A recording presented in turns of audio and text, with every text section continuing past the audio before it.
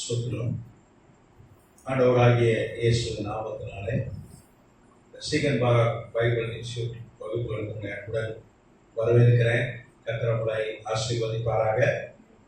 அருமையான சொன்ன ஐயா, பாஸ்டம்மா, உடன் ஊழியர்கள், அதற்கு தேவ ஊழியர்கள், தேவ பிள்ளை எல்லாருக்கும் என்னுடைய நன்றி நான் தெரிவித்துக் கொள்கிறேன். நேரத்தெல்லாம் ஒதுக்கி நீங்கள் கற்றுக்கொள்வதற்கு வந்திருக்கீங்க. கர்த்தர் மெய்யாகவே அதற்குரிய பலனை கொடுப்பாராக, உங்களை ஆசீர்வதிப்பாராக. போன வகுப்புல நம்ம தரிசனான ஒரு பாடத்தை பார்த்தோம். பார்த்தீங்கன்னா ஆந்த்ரோபாலஜி அப்படின்னு நமக்கு ஒரு பாடம் இருக்கு. ஆந்த்ரோபாலஜி அப்படின்னு ஒரு பாடம் இருக்கு. அது தமிழ்ல பார்த்தீங்கன்னா மானுடவியல்.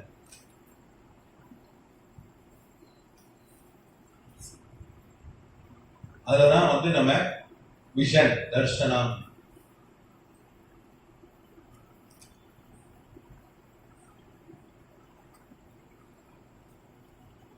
வாழ்வின்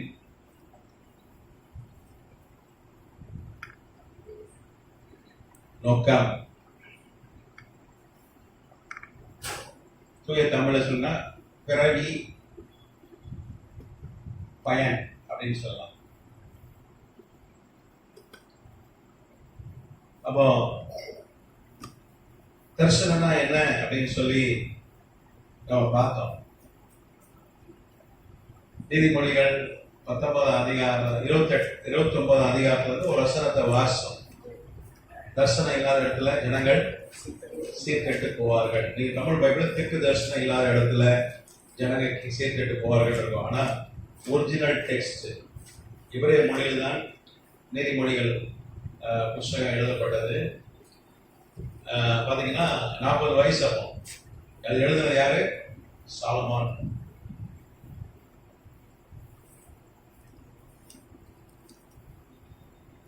சாலமோனுக்கு அப்போ 40 வயசு.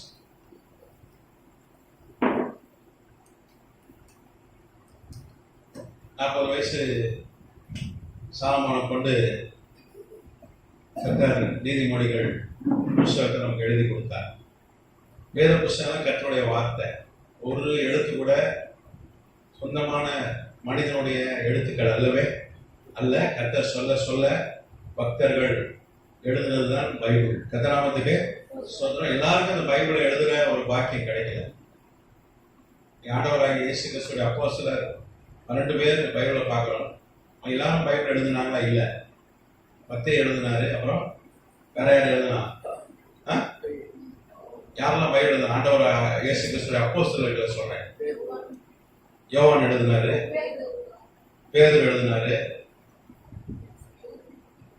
சொல்லுங்க, தைரியமா சொல்லுங்க. மற்றவர்களுக்கு எழுதுறதுக்கு அந்த வாய்ப்பு கிடைத்ததா? இல்ல. லூக்கா 1/3 ஆஃப் த நியூ டெஸ்டமெண்ட். அதாவது அப்போஸ்தலர் நடவடிக்கைகள் புஸ்தகம் லூக்கா சுவிசேஷம் முழுக்க பார்த்தீங்கன்னா புதிய ஏற்பாடுல 1/3. அது ஒரே ஒரு ஆளுக்கு எழுதப்பட்டது. தியோபோலிஸ் யாருன்னா ஏற்கனவே நான் வகுப்பு எடுத்திருக்கேன்னு நினைக்கிறேன். உங்களுக்கு சிறிய தேசத்துடைய அதிபதி, லிகேட் என்று சொல்வார்கள். ரோம பதவி. லிகேட்னா எல்லாத்துக்கும் கவர்னரோட பெரிய பதவி. அன்னைக்கு இஸ்ரேல் தேசம் சிரியா கீழே இருந்தது. ரோமர் என்ன பண்ணாங்க? சிரியா கீழே எகிப்து, இஸ்ரேல் தேசம், அப்புறம் சிரியா தேசம், இந்த தேசங்கள்லாம் பலஸ்தீனா எல்லாமே அன்னைக்கு சமாரியா, யூதேயா எல்லாமே சிரியா கீழே தான் இருந்தது. சிரியாவுக்கு ஒரு அதிபதி இருந்தார், தேசாதிபதி. அந்த தேசாதிபதி உடைய அந்த பதவியில தான் தியோபோலிவு. கர்த்தநாமத்துக்கு ஸ்தோத்திரம். தியோபோலிஸ் ஒரு ஆளுக்கு எழுதப்பட்டது. லூக்கா எழுதின சுவிசேஷம் சரி, அப்புறம் அப்போஸ்தலர் நடவடிக்கைகள் புஸ்தகம் சரி, ஒரு ஆளுக்கு எழுதப்பட்டது. நீங்க பைபிள பாத்தீங்கன்னா சாப்டர்ஸ், அதிகாரங்கள், அப்புறம் வசனங்கள் இடையில அதை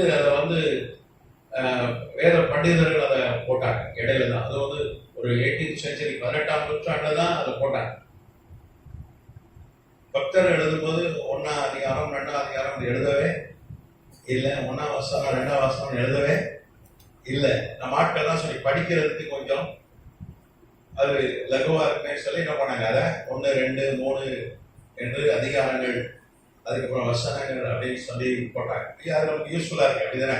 டக்குன்னு இத்தனை அதிகாரம் இத்தனை வசனத்தை படிக்கிறது ஈஸியா இருக்குல்ல. இல்லைன்னா சங்கீதத்துல ஃபுல்லா தேடி கிடக்கணும். கரெக்டா? சரி. அப்போ கர்த்தர் சாலமோனை 40 வயதா இருக்கும்போது சாலமோன் இந்த நீதிமொழிகள் புஸ்தகத்தை எழுதுறதுக்கு கர்த்தர் அவனுக்கு திருவுளம் வச்சினார். சாலமோன் ஒரு பக்கம் ராஜாவா இருந்தான், ஒரு பக்கம் தேவனுடைய ஊழியக்காரனா இருந்தான். நீங்க பாத்தீங்கன்னா 23 வயசுலயே அவன் சங்கீதம் எழுத ஆரம்பித்தான். அவன் 23 வயதா இருக்கும் பொழுது சாலமோன் எழுதின சங்கீதம் வேத புஸ்தகத்துல இருக்கிறது. கர்த்தருக்கு ஸ்தோத்திரம். அப்போ கர்த்தர் சாலமோனை கொண்டு நமக்கு எழுதி கொடுத்திருக்கிற தரிசனம் இல்லாத இடத்துல ஜனங்கள் சீர்கெட்டு போவார்கள் என்று இங்கே வேதம் சொல்லுது. நீங்க பாத்தீங்கன்னா 950 கிமுல எழுதப்படுது, 950 BC.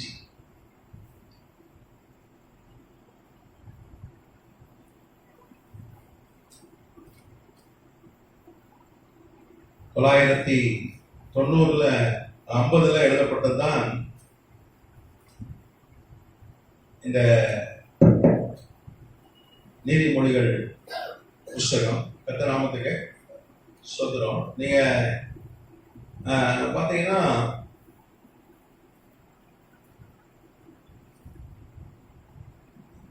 23 வயசா இருக்கும்போது அவன் ராஜா ஆயிட்டான். அப்போ ஒரு ஜாப் பண்ணான். என்ன ஜாப் பண்ண? ஆண்டவர் எனக்கு ஞானம் தாங்கன்னு சொல்லி ஜாப் பண்ணான். ஆண்டவர் என்ன பண்ண? அவனுக்கு அளவில்லாம ஞானத்தை கொடுத்தார். தேவ ஞானத்தை அவனுக்கு கொடுத்தார். கர்த்தருக்கு ஸ்தோத்திரம்.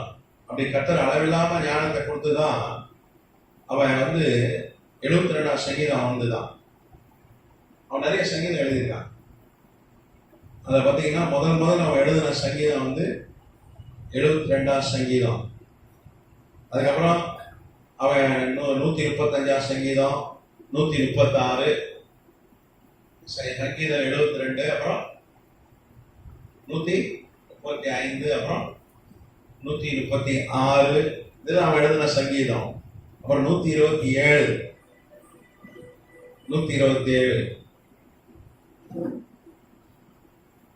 அதெல்லாம் கர்த்தர் சாலமோனை கொண்டு எழுதி கொடுத்த சங்கீதம். கர்த்தருக்கு ஸ்தோத்திரம். இந்த 72 சங்கீதம் மாத்திரம் அவனுக்கு 23 வயசு. சாலமோன் ஒரு பக்கம் அரசனாக இருந்தான், ஒரு பக்கம் தேவனுடைய ஊழியக்காரனாக இருந்தான். கர்த்தருக்கு ஸ்தோத்திரம். அவன் தான் அந்த இப்ரேய மொழியில தான் நமக்கு நீதிமொழிகள் புஸ்தகம் நமக்கு கொடுக்கப்பட்டது.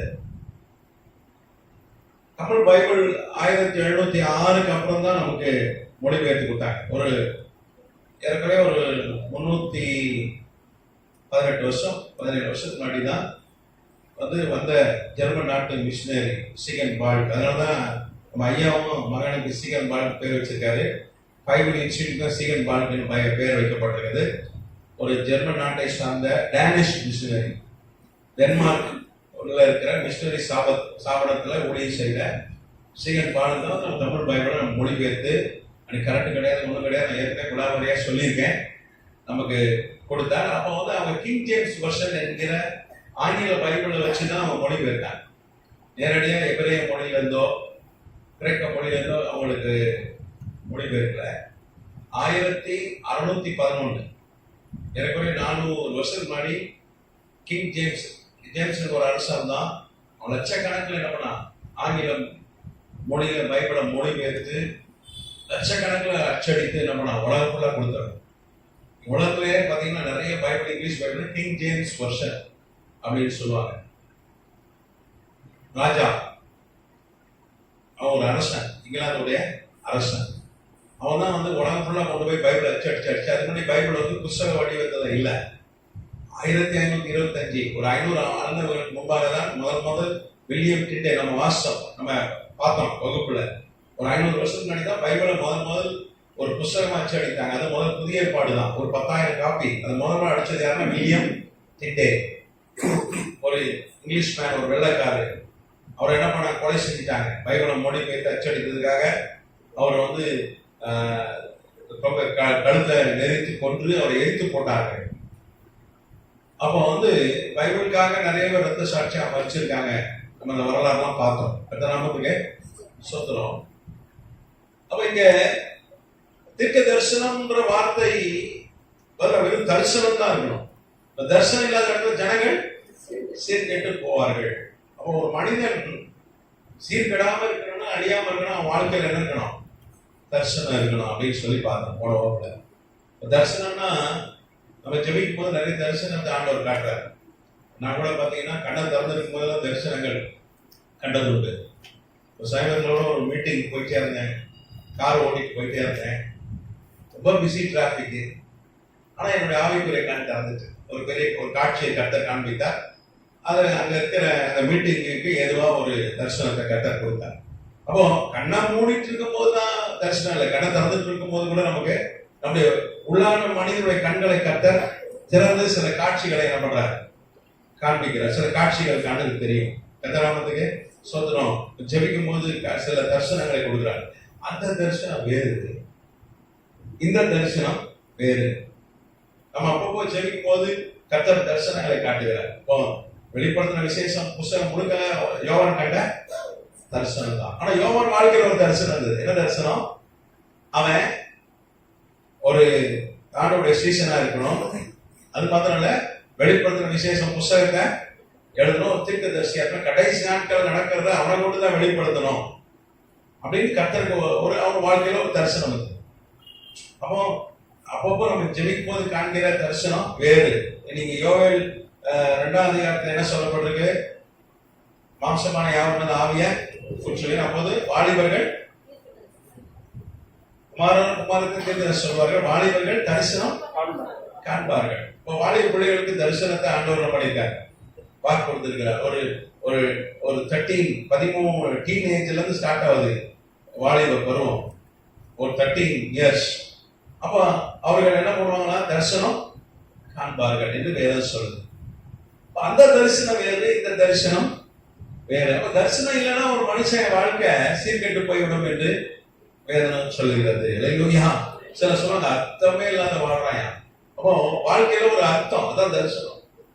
ஒண்ணு ஆண்டவர் வந்து தேராக தரிசனமானார். நம்ம போன வகுப்புல நம்ம பார்த்தோம். ஆதியாகமம் 11ஆம் அதிகாரத்துல இது பார்த்தோம். வேதம் சொல்லுது தேராக தான் என்ன பண்ணா கானானுக்கு போகும்போது அவனுக்கு தரிசனம் கொடுத்தாரு. நீங்க பாத்தீங்கன்னா நம்ம எல்லாம் நினைச்சிட்டு இருக்கோம் ஃபர்ஸ்ட் ஆபராகம் தான் தரிசனம், இல்லை அவங்க தேராக தான் தரிசனம் பண்ணார். போன வகுப்புல நம்ம சுருக்கமா பார்த்தோம். ஆதியாகமம் 11ஆம் அதிகாரம் 31ஆம் வசனம். நீங்க கேட்கலாம், என்னங்க தரிசனமான பைபிள் ஏதாவது வசனம் இருக்கா அப்படின்னு நீங்க கேட்கலாம். நீங்க பாத்தீங்கன்னா வரலாறு இருக்கிறது. நம்ம தேராயை குறித்து நிறைய வரலாற்றுல பதிவு இருக்கு. நீங்க பாருங்க, வரலாற்று ஆசிரியர்கள்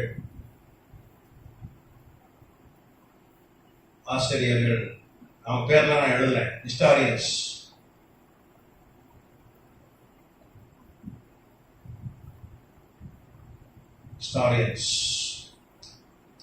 பாத்தீங்கன்னா பெஞ்சமின் மார்ஷல்,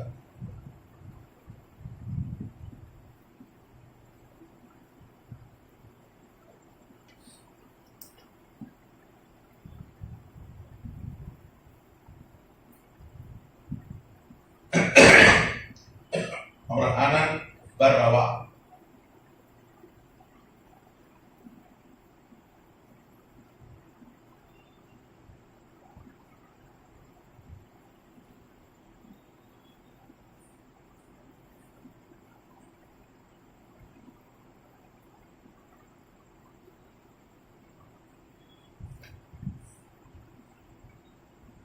ஈஸியா வச்சுக்கலாம்.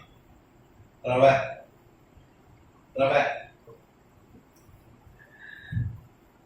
அதுக்கப்புறம் அப்பா,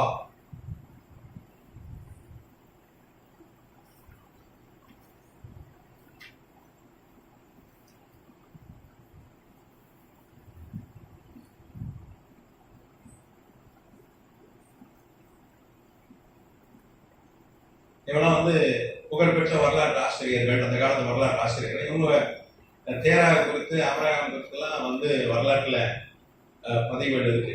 தேராகு உடைய மனைவி பேர்லாம் பைபிள் இல்லை. இந்த மனைவியெல்லாம் கூப்பிட்டு தான் புரட்டு வந்தான்னு போட்டிருக்கு. ஆனா வரலாற்றுல பேர் இருக்கு. இந்த தேராகுடைய மனைவி பேர் என்ன தெரியுமா? தேராகு. தேராகு யாரு? ஆபிரகாம் அப்பா இங்கிலீஷ்ல தேரா. அவருடைய மனைவி வைஃப், அவன் பேர் என்ன? அமட்லா யாபாட். என்ன பேரு? அமட்லா யாபட். பெரிய பேர். அப்புறம் கர்னிகோ. வேற பேர் வச்சிருக்கான் பாருங்க, பெரிய பேர். அவங்க அரேபியர். அவர்கள் ஈராக்காரங்க. ஈராக்காரங்க அக்காடியன் மொழி பேசினவர்கள். அமட்லா யாபாட் கர்னகோ அப்படின்றது ஒரு அக்காடிய மொழி சொல். அக்காடியன். ஆபிரகாம் ஒரு அக்காடியன் தான், ஈராக்காரன். தேராக ஒரு அக்காடியன் தான், ஈராக்காரன். தமிழ் எழுதுறேன். அமட்லா யாபாட்.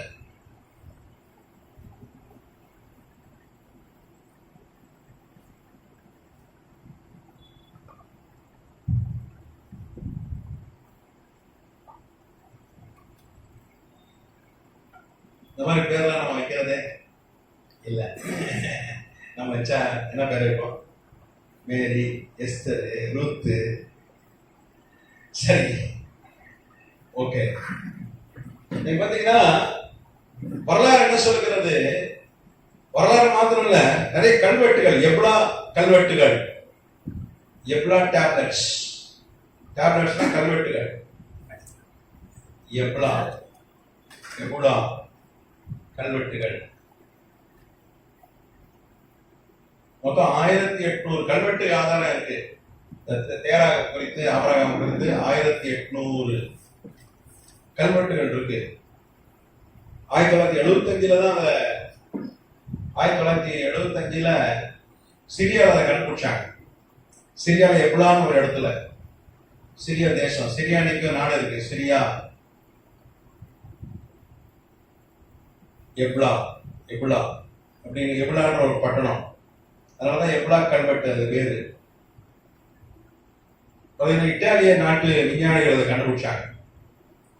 தொல்லியல் துறை அகழ்வாராய்ச்சி செய்கிற விஞ்ஞானிகள், ஆர்கியாலஜிஸ்ட். அவர் பேர் வந்து டாக்டர் பாலோ மத்தியா.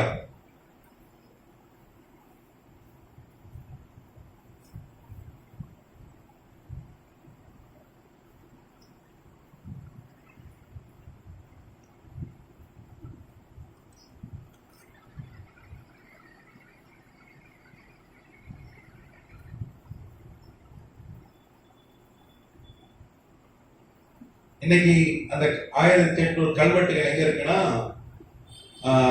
அலப்போ மியூசியம் இருக்கு சிரியால. Aleppo museum.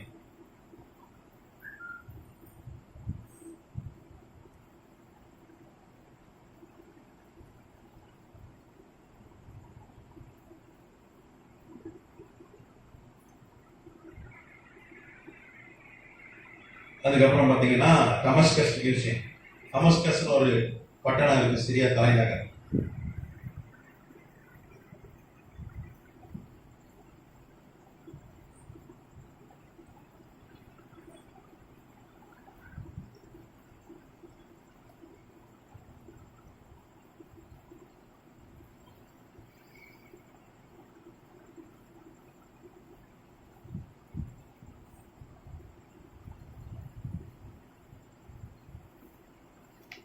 இந்த கல்வெட்டுலாம் என்ன சொல்லுதுன்னா, இந்த வரலாற்று ஆதாரங்கள் என்ன சொல்லுதுன்னா, கர்த்தர் தேவனாருக்கு தரிசனமானார், தோன்றி பேசினார். அவன் நிலாவை வணங்கிட்டு இருந்தான். நான் ஏற்கனவே சொன்னேன், 2013 ஆண்டு பிரிட்டிஷ் விஞ்ஞானிகள் டாக்டர் ஸ்டூவர்ட் கேம்பல் அவங்க தலைமையில ஏராளமான விஞ்ஞானிகள் அவங்க வீட்டெல்லாம் தோண்டி கண்டுபிடிச்சிருக்காங்கன்னு நான் சொன்னேன். இன்னைக்கும் நீங்க ஈராக் போனீங்கன்னா அந்த ஊருக்கு பேர் என்ன தெரியுமா? டெல் முக்காயர். போன வகுப்புல நான் சொன்னேன்னு நினைக்கிறேன். டெல் முக்காயர். நீங்க டெல் முக்காயருக்கு போனோம்னு சொல்லி கூகுள் மேப் போட்டீங்கன்னா, ஈராக்கு போனீங்கன்னா நீங்க ஆபிரகாம் வீட்டெல்லாம் பார்த்துக்கலாம். மிகப்பெரிய வீடு, பெரிய அரண்மனை. அதுபோல தொழில்நுட்பம் ரொம்ப பெருசு. நிறைய சிலை செஞ்சான், விற்கிற சிலையெல்லாம் செஞ்சான். அன்னைக்கு போட்டோ கேமராலாம் கிடையாது. அதனால ஆட்களை என்ன பண்ணுவாங்க, அங்க வசதியானவன் ஏற்கனவே மெசொப்பொத்தாமியா ஊர் பட்டணம் இன்னைக்கு நியூயார்க் பட்டணம் மாதிரி எல்லாம் பணக்காரர்கள் மெத்த படித்தவர்கள். ஏன்னா முதல் நாகரிகம் மெசொப்பொத்தாமியா நாகரிகம், மெசொப்பொத்தாமியா சிவிலைசேஷன். அதை சார்ந்தவன் தான் ஆபிரகாம். நாமத்துக்கு சொந்தம். நீங்க பாத்தீங்கன்னா அன்னைக்கு 25 லட்சம் பேர் தான் ஊர்ல, பட்டணத்துக்கு மாத்திரம் 25 லட்சம் பேர் தான். நீங்க இந்த மெசொப்பொத்தாமியா நாகரிகத்தை குறித்து அப்புறம் ஊர் என்கிற அந்த பட்டணத்தெல்லாம் குறித்து 1,30,000 கல்வெட்டு ஆதாரம் இருக்கு. எவ்வளவு இருக்கு? 1,30,000 கல்வெட்டு ஆதாரம் இருக்கு. நீங்க போனீங்க பிரிட்டிஷ் மியூசியத்துல இருக்கு, அப்புறம் லவ்ரே மியூசியம் பிரான்ஸ்ல இருக்கு, அப்புறம் ஜெர்மன் நாட்டுல, ஈராக்ல, சிரியால இருக்கிற மியூசியத்தெல்லாம் இந்த கல்வெட்டுகளை வச்சிருக்காங்க. கர்த்தநாமத்துக்கு ஸ்தோத்திரம். அப்ப ஆபிரகாம் அவருடைய தந்தை தேராவுக்கு தான் கர்த்தர் தரிசனமாகி ஒரு தரிசனத்தை கொடுத்தார். நெகேமியா புஸ்தகம் பாத்தீங்கன்னா நெகேமியாவுக்கு ஆண்டவர் தரிசனம் ஆகல, ஒரு தேவதூதன் வந்து பேசல. சொந்தக்காரங்க வந்தாங்க, தம்பி வந்தான், சொந்தக்காரங்க வந்து நெகேமியாட்ட பேசினாங்க. அப்போ அவன் விசாரிச்சான், எப்ப நம்ம முன்னோர் வாழ்ந்த தேசம் பட்டணம் எருசலேம் எப்படி இருக்கு அப்படின்னு கேட்ட போது அவர்கள் சொன்னாங்க, நேபுகாத் நேச்சார் 586 கிமுல பிசில 586 பிசில அழித்து போட்டாரே, அப்படியே இருக்கு. எங்க பார்த்தாலும் கறி குடிச்சு போயிருக்கு, ஆளடிச்சு போய் போனா அவனுக்குள்ள ஒரு துக்கம். ஆனா நம்ம தாத்தா முப்பாட்டை வாழ்ந்த தேசம். ஏன்னா அவங்க தாத்தாவே வந்து காலத்திலே பாபிலோன் வந்துட்டாங்க. அவன் இங்கதான் பிறந்தான், பாபிலோன் தான் பிறந்தான். நம்ம நெகேமியா குறித்து நிறைய ஆய்வுலாம் செஞ்சோமா இல்லையா? டவுட்டா இருக்கு. சரி, அவன் நெகேமியா வந்து சாதாரண ஒரு பாடம் பாத்திரக்காரன். கர்த்தர் அவனுக்குள்ள ஒரு தரிசனத்தை வைக்கிறாரு. என்ன தரிசனம்? எருசலேம கோட்டையை கட்டுற ஒரு தரிசனம். அழகத்தை அவன் கட்டினான். அது மாத்திரம் தேவாலயத்தை சுத்திகரிப்பு. அன்னைக்கு தேவாலயம் வந்து யூதர் அல்லாதவர்கள், கர்த்தருடைய பிள்ளைகள் அல்லாதவர்கிட்ட இருந்தது. அவங்க அதை பிடிச்சி வச்சிருந்தாங்க. அதெல்லாம் நம்ம மீட்டு தேவாலயத்தை சுத்திகரிக்கிற ஒரு பணியை கர்த்தர் அவனுக்கு கொடுத்தார். அது மாதிரி ஜனங்களை உற்சாகப்படுத்தின ஒரு நல்ல தலைவனா இருந்தான். அவன் யூதா தேசத்து அதிபதியா இருந்தா ஜனங்களை கர்த்தர் நடத்தணும். அப்ப அவனுக்கு ஒரு தரிசனம், நெகேமியாவுக்கு ஒரு தரிசனம். அது எப்படி ஆண்டவர் அந்த தரிசனத்தை அவனுக்குள்ள போட்டாரு? ஒரு பாரமா போட்டார். தேவதூதன் வந்து சொல்லல, ஆண்டவர் பேசல, ஒரு தரிசனம் பார்க்கல. அவன் வந்து சொந்தக்காரங்க மூலமா தகவல் கேட்டவனும் ஒரு பாரம், ஆத்ம பாரம், கர்த்தரோட கேட்ட துக்கம் அவனுக்குள்ள வருது. அப்புறம் ஒரு 4 மாசம் ஜெபம் பண்றான். கர்த்தர் என்ன பண்ணார்? அவனை எழுப்பி, அன்னைக்கு அர்தசஷ்டான ஒரு ராஜா இருக்கிறாரு, எஸ்தர் மகாராணியுடைய 2வது மகன் என்று நாம் பார்த்தோம் வரலாற்று ஆதாரங்களோடு. எஸ்தர் அவனுடைய 2வது பையன் தான் அர்தசஷ்டா என்று நாம் பார்த்தோம். அப்ப அவன் தான் என்ன பண்றான்? நீ போய் கட்டிட்டு வான்னு அனுப்புறான். கர்த்தநாமத்துக்கு சோதரம். உலக பேரரசன், மேதிய பேசிய சாம்ராஜ்யத்தை மாமன்னன். கர்த்தநாமத்துக்கு சோதரம். அப்ப கர்த்தர் இப்படிதான் தரிசனங்களை வைக்கிறார். சிலருக்கு தரிசனத்தை ஒரு பாரமாவே போட்டுறாரு, சிலருக்கு ஒரு விருப்பமாவே போட்டுறாரு. வரலாற்ற விருப்பம் பாஞ்சு அப்படியே பெரிதாகிட்டே இருக்கு. சிலர்கிட்ட நேரில் வந்து பேசுறாரு, சிலர் இந்த கண்ணில் பார்த்து ஆண்டவர் அவனோடு பேசுறாரு. இப்போ பவுல்ல இந்த கண்ணில் பார்த்தான் ஆண்டவரை. தமஸ்குக்கு போறான், எல்லாரையும் சபைக்கு விரோதமாய் செயல்படுவதற்கு, அங்க இருக்க ஊழியர்களை கொள்றதுக்கு, சிறைப்பிடிக்கிறதுக்கு, விசுவாசிகளை கொள்றதுக்கு, சிறைப்பிடிக்கிறதுக்கு போகும்போது ஒரு காட்சியை ஆண்டவர் தரிசித்த இந்த கண்ணால் பார்த்தான். அதே மாதிரி இந்த கான்ஸ்டன்டைன் ஒரு ரோம கிறிஸ்துவ அரசு, அவன் இந்த கண்ணால பார்த்தான். ஆண்டவர் நேரில் வந்து பேசினார். உடனே நான் தெரிந்து கொண்டேன்னு சொன்னார். கர்த்தநாமத்துக்கு ஸ்தோத்திரம். அப்போ தரிசனம் எல்லாரும் வாழ்க்கையும் தரிசனம் இல்லாத இந்த உலகத்துல யாருமே பிறக்கவே இல்லை. எல்லாருக்குள்ளேயும் ஒரு நோக்கம் இருக்கு. படிச்சவனோ படிக்காதவனோ, ஏழையோ பணக்காரனோ, பலவானோ பலவீனனோ, ஞானியோ பேதையோ, யாரா இருந்தாலும் சரிதான், எல்லாருக்குள்ளேயும் ஒரு தரிசனம் இருக்கு. தரிசனம் இல்லாம இந்த உலகத்துல யாருமே வந்து பிறக்கல. நான் பிறந்தது மயிலாப்பூர் தான். காலப்போக்கில் இந்த பக்கம் வந்துட்டோம், கோயம்பேடு பக்கம் வந்துட்டோம். நான் சின்ன வயசுல மயிலாப்பூர். நீங்க பாத்தீங்கன்னா அங்க ஒரு வயதான அம்மா இருந்தாங்க, இப்ப இல்ல அவங்க. அது ஒரு சாதாரண ஒரு சிஎஸ்ஐ சபை போற கிறிஸ்தவர்கள். சாதாரண, ரொம்ப பக்தியெல்லாம் கிடையாது. அவங்க ஒரு 55 வயசு இருக்கும் போது, அப்ப ஒரு 60 வயசு இருக்கும். அவங்க வீட்டுக்காரர் ஒரு மளிகை கடை வச்சிருந்தாரு. ரொம்ப படிச்சவங்க கிடையாது. அவங்களுக்கு ஒரு 60 வயசு இருக்கு, அவங்களுக்கு ஸ்ட்ரோக் வந்துச்சு, கை கால்லாம் விழுந்துச்சு.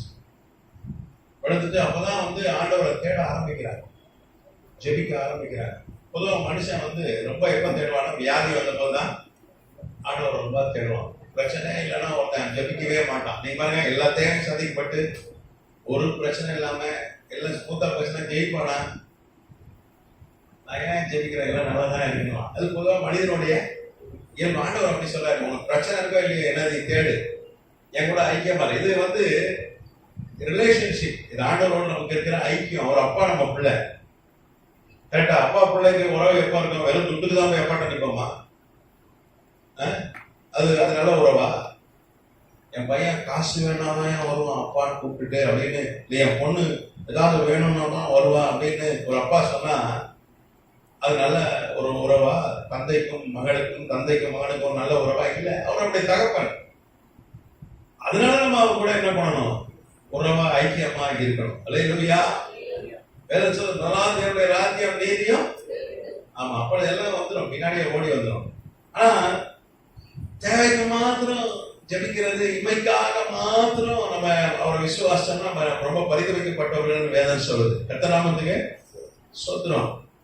அப்போ அந்த அம்மா அது வரைக்கும் ஜெபிச்சதே கிடையாது, பைபிள் ஒழுங்கா வாசிக்கவே இல்லை. ஆனா உடம்பு சரியில்லாம ஜெபிக்க ஆரம்பித்தாங்க, அழுது ஜெபம் பண்ணாங்க. ஏன்னா அன்னைக்கே ஸ்ட்ரோக் ஒன்று வந்துட்டு அதை வந்து மறுபடியும் நல்லாக்கிறதுக்கு முடியாத காரணம். இன்னைக்கே இப்பவே இவ்வளோ விஞ்ஞானம் வளர்ந்தது. நான் சொல்வது ஒரு 50 ஆண்டுகள் முன்பாக அழுது ஜெபம் பண்ணாங்க. அப்ப கர்த்தர் பேசினார் அம்மாட்ட. என்ன சொன்னாரு? நான் வந்து ஒரு நோக்கத்துக்காக தான் இந்த பூமியில உன்னை அனுப்புனேன். 60 வயசு ஆயிடுச்சு. நீ என்ன பண்ண? வீட்டுல சமையல் பண்ண, உன் பிள்ளைகளை வளர்த்த, அப்புறம் இப்போ பேர பிள்ளைகளை வளர்க்குற. நான் என்ன காரியமும் நான் அனுப்பிச்சா நீ என்ன பண்ணல, நீ செய்யல. உனக்கு ஒரு தரிசனம் இருக்கு, உனக்கு நோக்கம் இருக்குன்னு சொல்லி கர்த்தர் பேசினேன். கர்த்தநாமத்துக்கு ஸ்தோத்திரம். படுக்கையிலே கிடப்பாங்க, நானும் அவரை பார்த்துருக்கேன், அதனால தான் சொல்றேன். படுக்கையிலே கிடப்பாங்க, நடக்க முடியாது. ஆனா பாருங்க, ஒரு டெய்லி 100கணக்கான ஆட்கள் அவங்க ஜெபிக்க வருவாங்க, தீர்க்கதரிசனம் சொல்லுவாங்க. நிறைய பேர் ரட்சிப்புள்ள அவங்களால நடத்தப்பட்டாலும் நீ பெரிய பெரிய ஊழியக்காரங்க இருக்கிறாங்க. எனக்கு தெரியும், நிறைய ஊழியக்காரங்க அந்த அம்மா மூலமா தொடப்பட்டவங்க. கர்த்தநாமத்துக்கு ஸ்தோத்திரம். அப்போ எத்தனை வயசுல அந்த அம்மா தரிசனத்தை தெரிஞ்சுக்கிட்டாங்க? 60 வயசுல. நல்லா மடலாம் சுட்டு, இடியாப்பெல்லாம் சுட்டு, ஆப்பம் சுட்டு, முறுக்கு சுட்டு நல்லா ஜாலியா இருந்தாங்க சமைச்சிட்டு. அப்பெல்லாம் தரிசனத்தை பத்தி கவலைப்படவே இல்லை. எனக்கு இந்த முறுக்கு சுடுறது தாங்க தரிசனம், இந்த இடியாப்ப தோசை சுட்டு இட்லியா வச்சு இதான் தரிசனம் அப்படின்னு நினைச்சிருந்தாங்க. ஆனா 60 வயசுல ஆண்டவர் என்ன பண்ணார்? இதான் தரிசனம் உனக்கு அப்படின்னு வெளிப்படுத்தினார். கர்த்தநாமத்துக்கு. அவங்க பேர் அவங்க எல்லாம் என்ன சொன்னாங்க? தண்ணித்துறை மார்க்கெட் கிட்ட வீடு, மயிலாப்பூர்ல. அண்ணா தண்ணித்துறை அக்கான்னுவாங்க, ரொம்ப ஃபேமஸ். அவங்க நல்ல வளமையா படுக்கிறதா இருப்பாங்க, அவ்வளோதான் எழுந்துலாம் நடக்க முடியாது, அப்படி சாட்சி உட்காரிப்பாங்க. அவங்க இவ்வளோ வளமையா உதவி செஞ்சாங்க. கர்த்தநாமத்துக்கு சொல்ற வளமையான ஒரு ஊழியக்காரியாங்க. அப்போ எல்லாரும் வாழ்க்கையிலும் ஒரு நோக்கம் இருக்கு, ஒரு தரிசனம் இருக்கு. தரிசனம் இல்லாம நம்ம யாரும் ஏதோ ஆண்டவர் பொழுது போல ஒரு 10 இந்த இந்தியாவுக்கு செஞ்சு அனுப்பு அப்படின்னு அப்படி அனுப்புறது. ஆண்டவர் எல்லாரும் நம்ம இந்த உலகம் தோற்றதுக்கு முன்னாடி நம்ம எல்லாரும் கூட ஒரு நோக்கத்தை, ஒரு திட்டத்தை வச்சிருக்காரு. ரொம்ப பேர் நரகத்துக்கு போவாங்க. ஏன்னு சொல்லுங்க? ஞானஸ்நானம் பெற்றவே போவான். ஏன்னா கேட்பார் ஆண்டவர், ஒரு வேலையை அனுப்பிச்சனே, அந்த வேலையை நீ முடிச்சுட்டு வந்தியான்னு கேட்பேன். உனக்குள்ள ஒரு தரிசனம் வச்சு அனுப்பிச்சனே ஒரு நோக்கத்தை, அந்த வேலையை நீ முடிச்சியான்னு கேட்பாரு.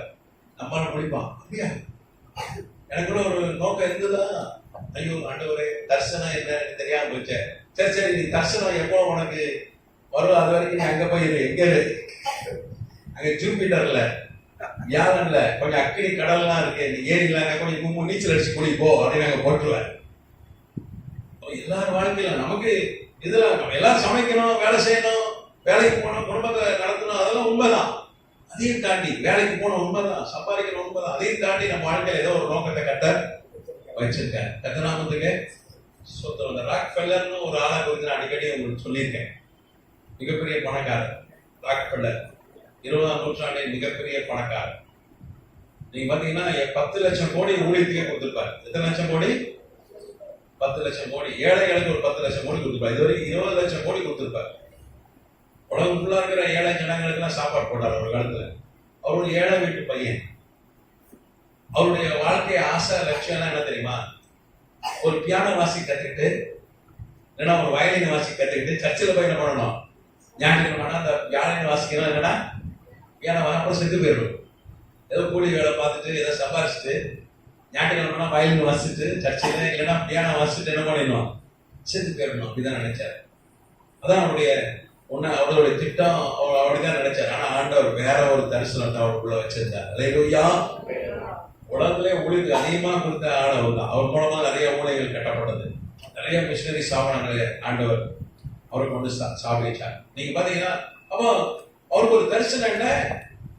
ஆசி மூலமா ஊழியம் செய்வது. நீங்க லூக்கா 8ஆம் அதிகாரத்துல பாத்தீங்கன்னா வேதத்துல சொல்லப்பட்டிருக்க ஆசிகளால் ஊழியம் செய்த சகோதரிகள் பேர்லாம் போட்டிருக்கு லூக்கா 8ஆம் அதிகாரத்துல.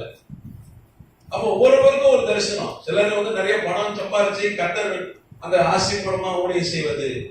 இல்ல சிலர் வந்து என்ன மாதிரி மைக் பிடிச்சி பேசுறது. நானும் ஐயாலாம் மைக் பிடிச்சி பேசுறேன். அது எங்களுக்கு ஆண்டவர் கொடுக்குற எல்லாரும் மைக் பிடிச்சி பேசுற அந்த தரிசனம் கிடையாது. ஒவ்வொருவருக்கும் ஒரு தரிசனம்.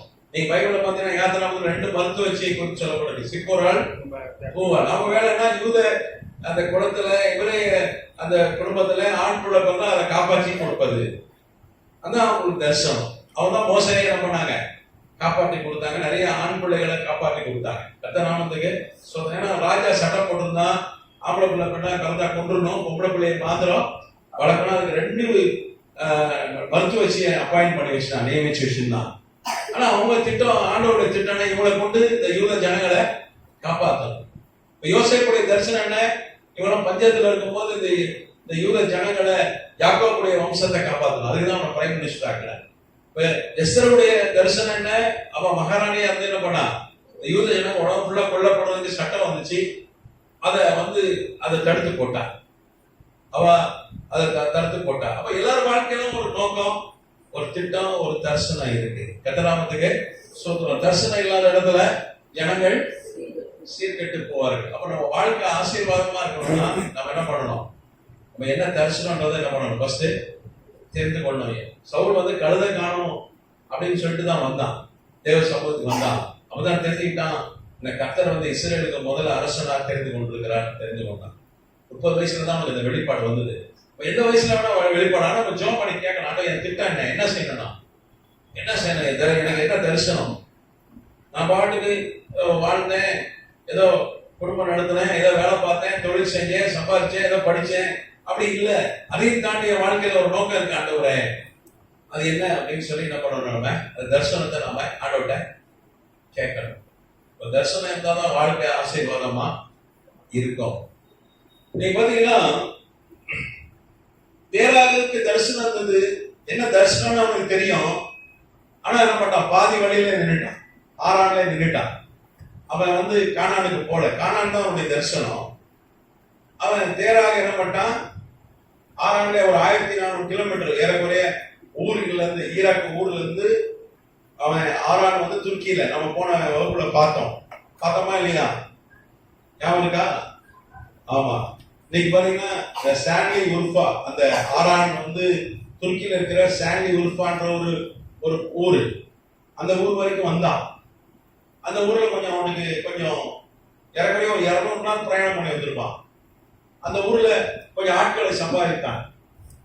நீங்க ஆதியாகமம் 12ஆம் அதிகாரம் 5ஆம் வசனம் சொல்லுது, கொஞ்சம் ஆட்களை ஆறான்ல சம்பாதிச்சான். அவனுக்கு கொஞ்சம் ஆசீர்வாதம் வந்து. தரிசனம்ன்றது மிகப்பெரிய ஆசீர்வாதம், பெரிதான காரியம் கத்த வச்சிருக்காரு. ஆனா இடக்காலத்துல ஒரு சின்ன ஒரு ஆசீர்வாதம் வந்து அவன் அங்கே நின்றான். இது போதையா? இன்னொரு ஒரு 1300 கிலோமீட்டர் போயிருந்தானா கானான் போயிருக்கலாம். ஆனா அது இன்னொரு ஒரு 200 நாள் பிரயாணம், கொஞ்சம் பாடு, கொஞ்சம் கஷ்டம். அதனால அவன் பார்த்தான், என்னையா குறை சலிப்பாயிடுச்சு அவனுக்கு. அதனால பாதியிலே நின்றுட்டான். அவன் தேராக எங்க போல? கானானுக்கு போல. அவன் மாத்திரம் போயிருந்தானா கர்த்தர் என்ன சொல்லிப்பார்? தேராகின் தேவன், ஆபிரகாமின் தேவன், ஈசாக்கின் தேவன், யாக்கோபின் தேவன் சொல்லியிருப்பார். ஆனா இப்ப தேராக பேரை விட்டாரு. ஆமா, அவன் போல தரிசனத்துல பாதியிலே ஸ்டாப் ஆயிட்டான், அங்கேயே தங்கிட்டான் ஆறான்ல. நீங்க பாத்தீங்கன்னா நிறைய பேர் அப்படிதான். தரிசனம் என்னன்னு தெரியும், ஆனா பாதியில நின்றுடும். கொஞ்சம் கம்ஃபர்ட் வந்துடும். உனக்கு கம்ஃபர்ட் வந்தவொடனே இது போதையா, இதெல்லாம் நான் என்ன பண்ணிக்கிறேன் ஓட்டிக்கிறேன் அப்படியே நின்றுவான். அப்ப அப்படி நின்றக்கூடாது. நம்ம என்ன பண்ணோம், புறப்பட்டு போனோம். நம்ம ஒரே இடத்துல தங்கிடக்கூடாது, ஆறாங்க தங்கக்கூடாது. தரிசனம் வந்து காணான் தான். கர்த்தர் நாமத்துக்கு ஸ்தோத்திரம். அப்போ தேராக அதனாலதான் அங்கேயே தங்கிட்டான். அதனால கர்த்தர் அவனுக்கு என்ன வாக்கு கொடுத்தாரு, ஆபிரகாம் கொடுத்த அதே வாக்கு தான் கொடுத்தாரு. அவனை ஆசீர்வதிப்பேன், உன் பேரை பெருமைப்படுத்த, உனக்கு பெரிய ஜனமாக்குவேன், உனக்குள்ள சந்ததிகள் ஆசீர்வதிக்கணும்னு சொன்னார். ஆபிரகாம் கொடுத்த அதே வாக்கு தான். அப்போ தேராக்குள்ளதான் நம்ம ஆசீர்வதிக்கப்பட்டிருப்போம். அவன் மாத்திரம் அந்த கானானுக்கு போயிருந்தான்னா தேராகுள்ளதான் நமக்கு ஆசீர்வாதம். விசுவாசியை தாப்பன் யாராவது இருப்பாரு, தேராக தான் இருந்திருப்பாரு. அவன் அந்த தரிசனத்தை நிறைவேற்றல போல. அதனாலதான் கர்த்தர் ஆபிரகாம் பார்த்து சொன்னார், எப்பா உங்க அப்பா தான் செய்யல, நீ என்ன பண்ணு, நீ புறப்பட்டு போ அப்படின்னு சொன்னார். ஆதியாகமம் 12 அதிகாரத்துல 1ஆம் வசனம். கர்த்தர் ஆபிரகாமை நோக்கி, நீ உன் தேசத்தையும் உன் இனத்தையும் உன் தாப்புடைய வீட்டையும் விட்டு புறப்பட்டு நான் உனக்கு காண்பிக்கும் தேசத்துக்கு போ. 2ஆம் வசனம், நான் உன்னை பெரிய ஜாதியாக்கி உன்னை ஆசீர்வதித்து உன் பேரை பெருமைப்படுத்த நீ ஆசீர்வாதமாய் இருப்பாய். உன்னை ஆசீர்வதிக்கிறவன் ஆசீர்வதிப்பேன், உன்னை சபிக்கிறவளை சபிப்பேன். பூமியின் வம்சம் எல்லாம் உனக்குள் ஆசீர்வதிப்படும். உடனே அவன் 75 வயசு ஆபிரகாம். உடனே ஆண்டவர் சொன்ன உடனே என்ன பண்ணான், எழுந்து கானான் போயிட்டான். நீங்க பாருங்க, ஆபிரகாம் வந்து ஏதாவது மேடை போட்டு பிரசங்கம் பண்ணானா இல்ல. நோவா கூட பிரசங்கம் பண்ணான். ஆபிரகாம் முந்தி வாழ்ந்தவன் நோவா. 100 வருஷம் பிரசங்கம் பண்ணான்னு சொல்லி வரலாறு சொல்லு, வேதத்துல சொல்லப்பட்டிருக்க. அவன் பிரசங்கித்தான். ஆனா அவன் எங்கேயாவது பிரசங்கம் பண்ணான்னு போட்டிருக்கா இல்ல, ஒரு பிரசங்கம் பண்ணல. ஆனா கானான் போசதான் போனான்.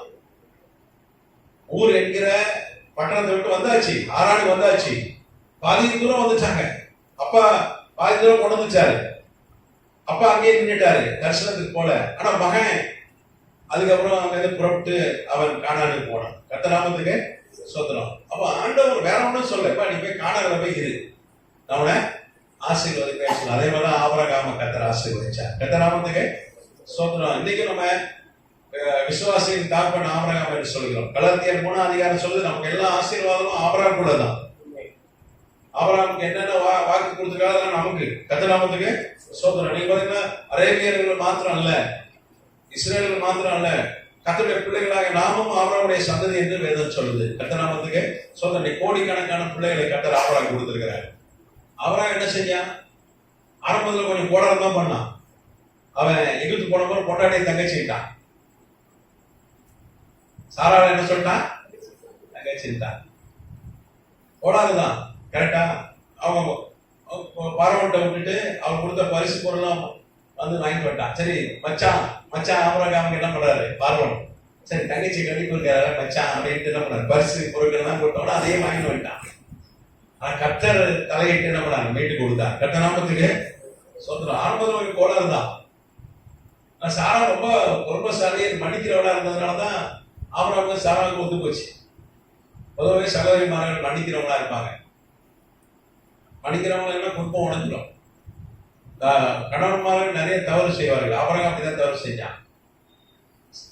சாரா ரொம்ப படிச்சவா, ஒரு இளவரசி. வரலாறு படிச்சீங்கன்னா ஒரு இளவரசி, ஒரு நவநாகரிக மங்கையவா. மெசொப்பொட்டாமியா நல்ல அந்த காலத்துல அக்காடியன் மொழியில் எழுதுவா, கவிதை எழுதுவா. பெரிய வரலாறு இருக்கிறது நம்ம சாராளை குறித்து. பெரிய ஆளவா, மிகப்பெரிய பணக்காரி, மிகப்பெரிய படித்தவா.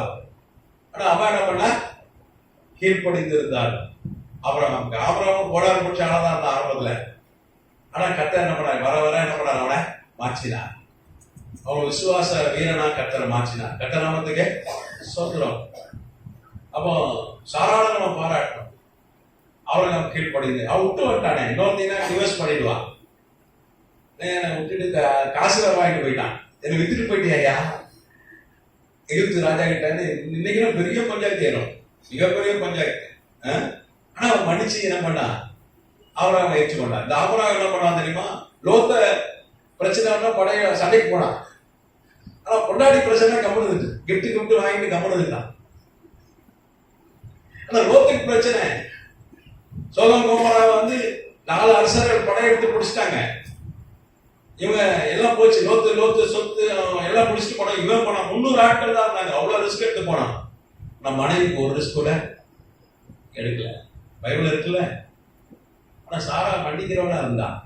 சாரா நம்ம பாராட்டணும். கர்த்தராமத்துக்கு சொந்தம். அவள் நல்ல படித்தவா, நவநாகரிக மங்கை, ஒரு குணசாலியான ஸ்திரீ.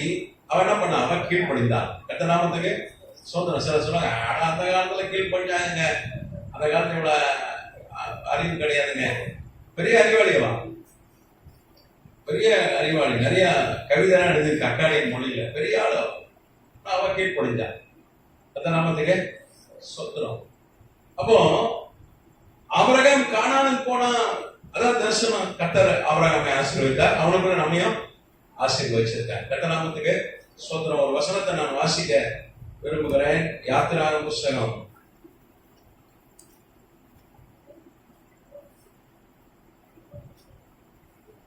4ஆம் அதிகாரம் 10ஆம் வசனம். அப்பொழுது மோசே கர்த்தரை நோக்கி, ஆண்டவரே, எனக்கு முன்னாவது தேவரீர் உமது அடியானோடே பேசினதற்கு பின்னாவது நான் வாக்கு வல்லவன் அல்ல, நான் திக்குவாயும் மந்தனாவும் உள்ளவன். அவன் சொல்ற வாக்கு வல்லவன் அல்ல, திக்குவாயும் மந்தனாவும் உள்ளவன் என்றான். வாக்கு வல்லவன் அல்ல. அப்புறம் என்ன சொல்றான்? திக்குவாயும், அதுக்கப்புறம் மந்தனாவும் உள்ளவன். திக்குவாயு, அப்புறம் மந்தனாவு. வாசிங்க. அப்பொழுது கர்த்தர் அவனை நோக்கி, 13ஆம் வசனம். அதற்கு அவன், ஆண்டவரே, நீர் அனுப்பசித்தமாய் இருக்கிற யாரையாவது அனுப்பும் என்றான். அப்பொழுது கர்த்தர் மோசேயின் மேல் கோபம் மூண்டவராகி, லேவியனாகிய ஆரோன் உன் சகோதரன் அல்லவா, அவன் நன்றாய் பேசுகிறவன் என்று அறிவே, அவன் உன்னை சந்திக்க புறப்பட்டு வருகிறான். போதும். இங்கே மோசேயோட ஆண்டவர் பேசுறார். மோசேக்கு இப்ப 80 வயசு. 1445 BC. ஆண்டவர் மோசே கூட பேசுறார். மோசேக்கு 80 வயசு. மோசே இருக்கிறான் மீதியான் தேசத்துல இருக்கான். மீதியான்றது அரேபியா. அங்க மாமனாருடைய கொஞ்சோண்டு ஆடுகளை மேய்ச்சிட்டு இருக்கான். வீட்டோட மாப்பிள்ள மாமனாருடைய கொஞ்சம் ஆடுகளை மேய்த்து கொண்டு இருக்கிறான். 80 வயசு. ஆண்டவர் ஒரு பச்சை முச்செடியில இருந்து பேசுறார். கட்டி பிடிச்சி எரியுது. என்னடா பச்சை முச்செடி எரியுது, காஞ்ச செடி தானே எரியும் போய் பார்க்க போனா, அது கர்த்தர் என்ன பண்ணார்? அவனோட பேசி அவனுக்கு சொல்றாரு அவன் தரிசனத்தை. உன்னை என்ன பண்ணிருக்கேன்னா, இந்த யூத ஜனங்கள் தலைவராக தெரிந்து கொண்டிருக்கிறேன். நீ எகிப்துக்கு போ. உன்னை கொண்டு 430 வருஷம் அடிமையா இருக்காங்க எகிப்து தேசத்துல. அவங்களை மீட்டு உன்னை கொண்டுதான் என்ன பண்ண, கானான் தேசத்துக்குள்ள அவங்களை கொண்டு போய் குடி வைக்க போறேன். நீ ஆளுகை செய்வ, அவனுக்கு தேசத்தை பிரிச்சு கொடுப்ப அப்படின்னு சொல்லி கர்த்தர் ஒரு தரிசனம் கொடுக்கிறார். கர்த்தர் நாமத்துக்கு சொந்தம். ஆனா மோசே சொல்றான், ஆண்டவரை வேற ஆளை பாருங்க, நான் உடம்பு சரியில்லாமங்க, எனக்கு வாக்குல வல்லவன் கிடையாது, திக்கு வாங்க வந்தனால எனக்கு பிறகு இல்லை, ஐ எம் சிக், அதனால எனக்கு தரிசனம் வேண்டாம். மணி அடிச்சா சோறு, மாமியார் வீடு, ஏதோ 3 வேளை சோறு களிய கூட கஞ்ச கொடுத்துடுறாங்க. இங்க பச்சை மிளகாய் வெங்காயம் கட்டி சாப்பிட்டுடுறேன், ஏதோ ஓட்டிட்டு இருக்கேன். காடு வாவான்றது, வீடு கோப்போன்றது. 80 வயசு இப்படியே ஓட்டிடுறான்ட்டு எனக்கு தரிசனம் வேணாம், ஒண்ணு வேணாம் அப்படின்னு சொல்லி என்ன பண்றான் அவன். ஆண்டவர் எகிப்துக்கு போக சொல்றாரு, அங்கிருந்து கானான் போக சொல்ற முடியாதுன்றான். அது காரணம் சிக்னஸ், வியாதி. இந்த வியாதி இல்லைன்னா போயிருப்பான் உடனே. ஓகே வேற எல்லாம் பாருங்கட்டான். ஆனா இல்லையா, அந்த தரிசனம் உனக்கு தான், நான் உன்னை பலப்படுத்தி உன்னை ஆசீர்வதித்து நான் என்ன பண்ணுவேன், உன் பலவீனத்துல பலன் பூர்ணமாய் விளங்கும்படி செய்து என்ன பண்ணுவேன், உன் தரிசனத்தை நிறைவேற்றுவேன்னு சொல்லி அவன் வற்புறுத்தி தான் கொண்டு போனார். ரொம்ப சிக்காதான் இருந்தான். நீங்க பாத்தீங்கன்னா அப்போஸ்தலர் 7:22 வாசிங்க. அப்போஸ்தலர் 7:22.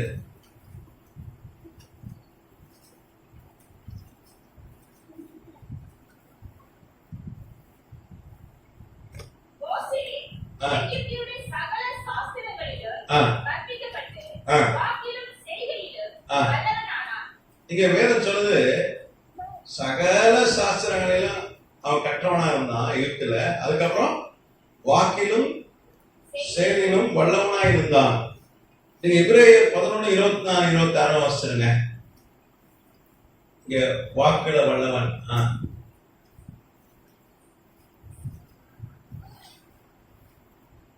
வாக்கு பிளஸ் செயல். எபிரேயர் 11:24, 26. விசுவாசத்தினாலே மோசே தான் பெரியவனான போது பார்வோனுடைய குமாரத்தியின் மகன் அவன் இளவரசன் எனப்படுவதை வெறுத்து அநித்தியமான பாவ சந்தோஷங்களை அனுபவிப்பதை பார்க்கிறோம். தேவனுடைய ஜனங்களோட துன்பத்தை 26 இனிவரும் பல பேர் லோகமாய் இருந்து எகிப்தியரிடம் பொக்கிஷங்களிலும் கிறிஸ்துவை எடுக்க வரும் விந்தையை அதிக பாக்கியென்று எண்ணினான். எபிரேயர் 11 சொல்லுது அவன் இளவரசனா இருந்தான் எகிப்துக்கு. அது மாத்திரம் இல்ல, எகிப்தின் பொக்கிஷம் அவன்கிட்ட இருந்ததுன்னு சொல்லப்பட்டிருக்கு. கர்த்தர் நாமத்துக்கு ஸ்தோத்திரம். நீங்க பாத்தீங்கன்னா மோசே குறித்து பைபிள்ல குறைவா இருந்தாலும் மோசே குறித்து வரலாற்றுல நிறைய இருக்கு. நிறைய காரியங்கள் வரலாற்றுல பதிவிடப்பட்டிருக்கிறது. மோசேயுடைய வரலாறு பாத்தீங்கன்னா மணித்தோ அப்படின்னு ஒரு பெரிய எகிப்திய வரலாற்று ஆசிரியர் அதை எழுதியிருக்கிறார். அந்த காலத்து வரலாற்று ஆசிரியர் பேர் வந்து மணித்தோ, ஹிஸ்டாரியன். மணித்தோ ஹிஸ்டாரியன்.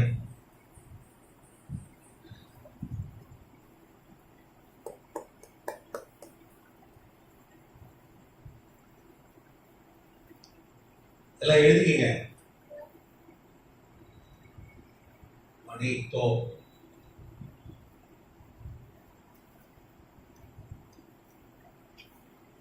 அதுக்கப்புறம் ஜோசபஸ் பிளாவியஸ், இவரை புகழ் பெற்ற வரலாற்று ஆசிரியர்.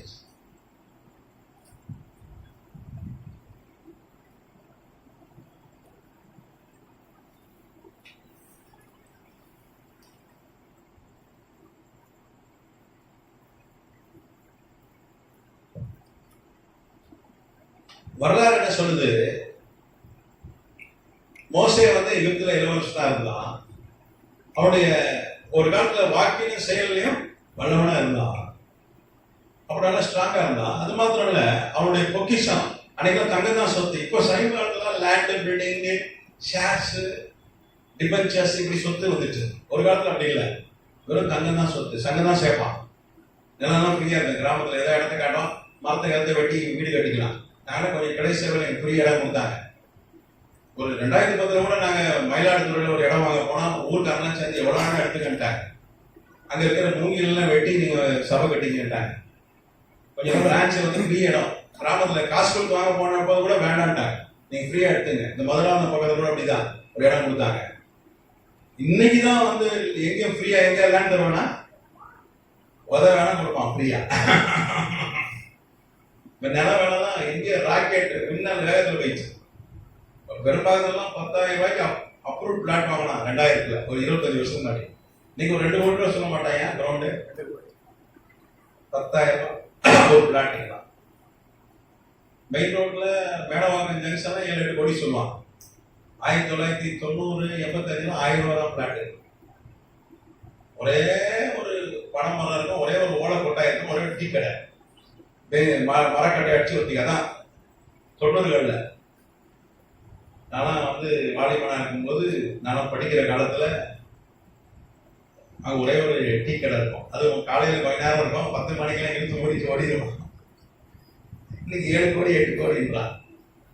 இன்னைக்கு அப்படி லேண்ட் எல்லாம் பயங்கரமா ஆயிடுச்சு. இப்ப அந்த காலத்துல தங்கம் தான் சொத்து. மோசே எவ்வளவு தங்கம் வச்சிருந்தான் தெரியுமா? 50,000 டன் தங்கம் வச்சிருந்தான். எவ்வளவு தங்கம் வச்சிருந்தான்? வரலாற்று ஆசிரியர் ஆய்வாளர் என்ன சொல்றாங்க? 50,000 டன்ஸ். 50,000 டன் தங்கம்.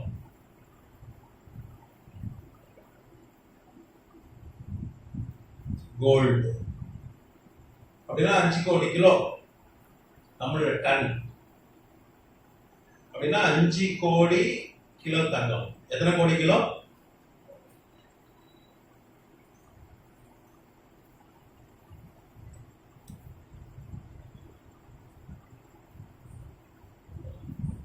கிலோகிராம். அப்படின்னா தமிழ்நாட்டில் எல்லாரையும் கூப்பிட்டு ஆளுக்கு 1 கிலோ தங்கம் கொடுக்கலாம். 1 கிலோ தங்கம் என்ன தெரியுமா? 1 கோடி ரூபாய். எவ்வளோ? அவன் எவ்வளவு கோடி வச்சிருந்தான்? அவன் 5 கோடி கோடி 5 கோடி கிலோ வச்சிருந்தாங்க. கரெக்டா? மிகப்பெரிய பணக்காரன். அம்பானி அதெல்லாம் ஒண்ணும் கிடையாது. முன்னாடி ஈலான் மஸ்க் எல்லாம் ஒண்ணும் கிடையாது, ஒண்ணுமே கிடையாது. பெரிய பணக்காரன். அதான் வேதம் சொல்லுது, எகிப்துல அவனுக்கு என்ன இருந்தது? பொக்கிஷம் இருந்தது. பெரிய பணக்காரன். ஒரு காலத்துல இளவரசன் தான் இருந்தான். நீங்க பாத்தீங்கன்னா 1905 தான் மோசை குறித்து நிறைய காரியங்கள் வெளியே வர ஆரம்பிச்சது. 1905 1905 மோசையுடைய குறித்து நிறைய கல்வெட்டுகளை, அதுக்கப்புறம் நிறைய ஆதாரங்கள் எல்லாம் எடுத்தாங்க விஞ்ஞானிகள். அதுவும் குறிப்பா எகிப்துல தேர் ஏல் பஹாரின்னு ஒரு இடம் இருக்கு. எகிப்துல தேர் ஏல் பஹாரி, நான் இங்கிலீஷ்ல எழுதுறேன். தேர் ஏல் பஹாரி. அது எங்க இருந்தா லக்சர்னு ஒரு இடம் இருக்கு எகிப்துல. லக்சர்.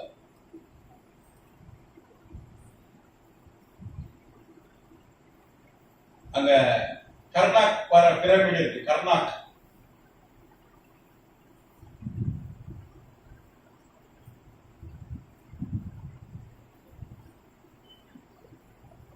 பிரமிட் என்ன சொன்னாங்கன்னா கல்லறை கோயில்.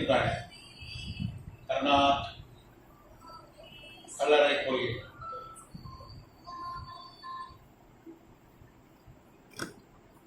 ஆயிரத்தி 1905 பிரெஞ்சு விஞ்ஞானிகள் என்ன பண்ணாங்க? பிரெஞ்சு விஞ்ஞானிகள் வந்து ஆய்வு செஞ்சாங்க 1905. டாக்டர் ஜார்ஜஸ் லெக்ரேன் தலைமையில. ஜார்ஜஸ் லெக்ரேன் நான் இங்கிலீஷ்ல எழுதுறேன். டாக்டர் ஜார்ஜஸ் லெக்ரேன் நிறைய கல்வெட்டுகளை எடுத்தாங்க. நீங்க பாத்தீங்கன்னா கடவுள் கோயில் பிரமிட்னா எப்படி இருக்கும்னா முக்கோண வடிவத்தில் இருக்கும். இந்த வெள்ளைக்காரன் அதை வச்சு நிறைய கோடி கொண்டே சம்பாதிச்சிட்டான். மம்மின்னு ஒரு படம் எடுத்தான் தெரியுமா? நம்ம வீட்டு பிள்ளைகள்லாம் அம்மான்னு கூட பாடிக்குது. என்ன கூடுது? மம்மின்னா டெட் பாடின்னு அர்த்தம். இந்த டெட் பாடியை வைக்கிறதுக்கு தான் கடவுள் கோயில். இப்படி இருக்கும் பிரமிட் முக்கோணமா. வெள்ளைக்காரன் இந்த மம்மியை வச்சே கோடிகள் சம்பாதிச்சிட்டான் சினிமா எடுத்து. நம்ம ஊர்ல எப்படி கூப்பிடுறான்? மம்மின்றான். அப்படிதானே? அம்மான்னு கூப்பிட்டா மண்டையில கொட்டுறா தாய். இங்கிலீஷ் மீடியத்துல ஃபீஸ் கட்டி கடனை வாங்கி அவனை படிக்க வச்சா அம்மான்ற மண்டையில நங்குன்னு கொட்டுறா. மம்மின்னு சொல்லு. மம்மினா டெட் பாடின்னு அர்த்தம். ஆனா வெள்ளைக்காரன் யாரும் மம்மின்னு கூப்பிடுறது, அவன் மாமன் பண்றான். என்ன சொல்றான்? மாம். நீங்க மாமன் கூப்பிடுங்க, பரவாயில்ல. நம்ம பிள்ளைங்கெல்லாம் ரொம்ப படிச்ச பிள்ளைங்க தான். நம்மளாம் கொஞ்சம் இங்கிலீஷ்ல கூப்பிட்டுட்டோம். நம்மள மாம் மம்மின்னு கூப்பிடக்கூடாது. என்ன சொல்லணும்? மாம். மாத்துங்க. மம்மியை என்ன பண்ணுங்க? மாம். மம்மி கூப்பிட்டீங்கன்னா என்ன அர்த்தம்? டெட் பாடி ஒன்று வருதியா, அது வருதியா, டெட் பாடி வருதியா அப்படின்னு அர்த்தம். ஆமா, மம்மின்னா அதான் அர்த்தம். வெள்ளக்காரன் யாரும் மம்மின்னு கூப்பிடல, மாமன் கூப்பிடுற. சரியா? ஏய் அம்மா எப்படி கூப்பிடுறா நீ? மம்மின்னு கூப்பிடுறியா அம்மான்னு கூப்பிடுறியா? ஒண்ணுதான். மாமன் கூப்பிடணும். நீ மாமன் கூப்பிடுவோம், அம்மா அடிக்க மாட்டாங்க. நீ மம்மின்னா அடிதான் விடும். வெள்ளைக்காரன் படம் எடுக்கிறான். மம்மி வந்து எல்லாத்தையும் கொள்ளுது, எல்லாத்தையும் அடிக்குது. உனக்கு எல்லாம் அடி விடும். அடி விடுதா? அம்மா அடிக்காதா? இப்ப மாமன் கூட அடிக்க மாட்டாங்க. சரி. அப்போ 1905 இருந்து மோசை குறித்து நிறைய ரகசியங்கள், நிறைய ஆதாரங்கள் எடுத்திருக்கிறாங்க. மோசை பாத்தீங்கன்னா 20 வயசா இருக்கும்போது அவன் 3 மாசம் குழந்தையா இருக்கும்போது தண்ணியில விட்டாங்க, நைல் நதியில விட்டாங்க. அப்ப இளவரசி குடிச்சிட்டு இருந்தா. அவ பேர் ஹேட்ஷேப் சுட். அவ பேர் என்னது? நீங்க கேட்கலாம், பைபிள் இந்த பேர்ல ஏன் எழுதுனா? பைபிள் எழுதுனா பைபிள் ரொம்ப பெருசாயிரும். நான் ஏற்கனவே உங்களுக்கு கற்றுக் கொடுத்திருக்கிறேன். ஹேட்ஷேப் சுட் அவ பேர். இதுல எழுதுட்டா, அடிச்சுட்டு எழுதுட்டா. ஒரு போட்டோ எடுத்தீங்களா? சீக்கிரம் எடுத்துட்டியாமா? ஐயா ஒரு நல்ல பெரிய போர்டு நம்ம கொடுத்துருக்காங்க. போர்டு ஃபுல்லா எழுதியாச்சு. இன்னைக்கு பிள்ளைங்களுக்கு நிறைய எழுத்து வேலை. அடிக்கலாமா? எழுதுவியா? என்னம்மா பண்றது? சரி, நீ பரவாயில்ல, உனக்கு ஒரு 10 ஸ்டார் தந்துடுறேன். நீ கொஞ்சம் கலாத. அழுக ஆரம்பிச்சானே.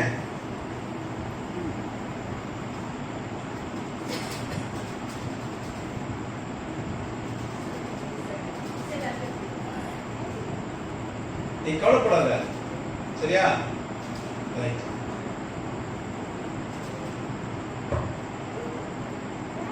மோசேயுடைய வளர்ப்பு தாய் பேர் ஹேட்ஷேப் சூட்.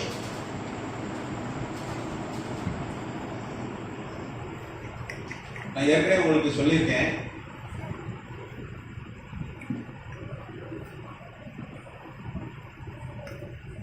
யாருன்னா பார்வோனுடைய குமாரத்தி. யாரு? பார்வோனா ஃபாரோ, எகிப்திய அரசனுடைய குமாரத்தி. தத்மோசே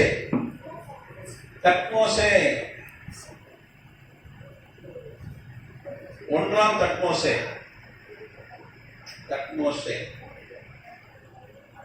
1. இவருடைய மகன் தான் இவன் பார்வோன், எகிப்திய பார்வோன் ஃபாரோ.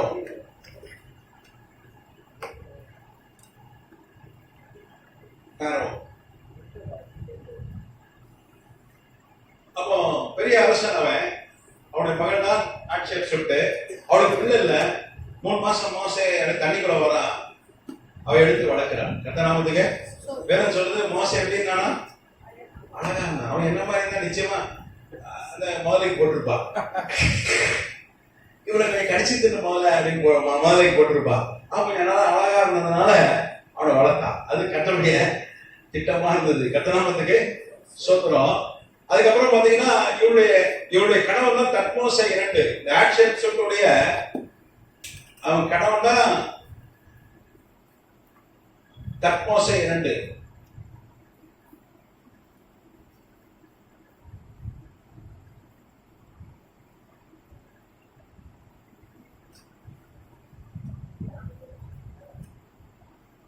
நீங்க பாத்தீங்கன்னா எகிப்தியர் இந்த ஃபேமிலிக்குள்ள தான் கல்யாணம் பண்ணுவான். அன்னைக்கு தத்மோசே 1க்கு மேற்பட்ட பொண்டாட்டி. ஒரு மனைவியுடைய மகன் தான் ஆட்சேப் சுட். இன்னொரு மனைவியுடைய மகன் யாரு? தத்மோசே. அவனுக்குள்ள கல்யாணம் பண்ணிக்கிட்டாங்க. நீங்க பாத்தீங்கன்னா லேவியர் ஆகமத்துலதான் மோசே காலத்துல தான் கர்த்தர் எந்த முறைக்குள்ள கல்யாணம் பண்ணான்னு ஒரு சட்டத்திட்டத்தை கொடுத்தாரு. அதுக்கு முன்னாடி கிடையாது பைபிள்ல. நீங்க பாருங்க, ஆபிரகாம் தங்கச்சி தான் கட்டணும், சாரா. கரெக்டா? அதுக்கப்புறம் தான் இல்ல மாமா மக அத்தை மக அப்படிதான் கட்டணும் அப்படின்னு என்ன வந்துச்சு, ஒரு முறை கொடுத்தல கர்த்தர் கொடுத்தாரு. அதுவும் பாத்தீங்கன்னா இப்போ ஒரு சைமா ஒரு 3500 வருஷமா தான் முறை. அதுக்கு முன்னாடி கிடையாது. 2500 வருஷம் இஷ்டம் போல கல்யாணம் பண்ணாங்க. அப்போ தத்மோசே 2 மோசேயுடைய வளர்ப்பு தாய், அந்தை. ஆட்சேப் வளர்ப்பு தாய். இவரு நோயில மறைச்சு போன உடனே அடுத்து மோசே தான் அரசன் ஆகணும். ஆனா 8 மாசத்துல ஒரு ஆம்பளை பையன் இருக்கான். இன்னொரு மனைவிக்கு, இந்த தத்மோசே 2க்கு ஒரு கானானிய பெண் ஒருத்தி மனைவியா இருக்கிறார். ஆட்சேப் தவிர்த்து இன்னொருத்தி இருக்கிறார். அவளுக்கு ஒரு 8 மாசம் பையன் இருக்கிறான். அதனால என்ன பண்ணிட்டாங்கன்னா, ராயல் பிளட் ஒரு பையன் இருக்கிறான் 8 மாசம். ராஜ அந்த அரச பரம்பரை ஒருத்தன் இருக்கான். அதனால மோசேவை ராஜாவாக்க மாட்டேன்ட்டான். இந்த வரலாறு இதுதான் கல்வெட்டு ஆதாரம், தொல்லியல் துறை ஆதாரம். நீங்க போனீங்கன்னா, ஈஜிப்ட் போனீங்கன்னா, லக்சர் போனீங்கன்னா, கேரியல் பஹாரி போனீங்கன்னா, இந்த பிரமிட்ல நிறைய மோசையுடைய சிலைகள், மோசை குறித்த கல்வெட்டுகள், மோசை வாங்கின பட்டங்கள் எல்லாமே இருக்காங்க.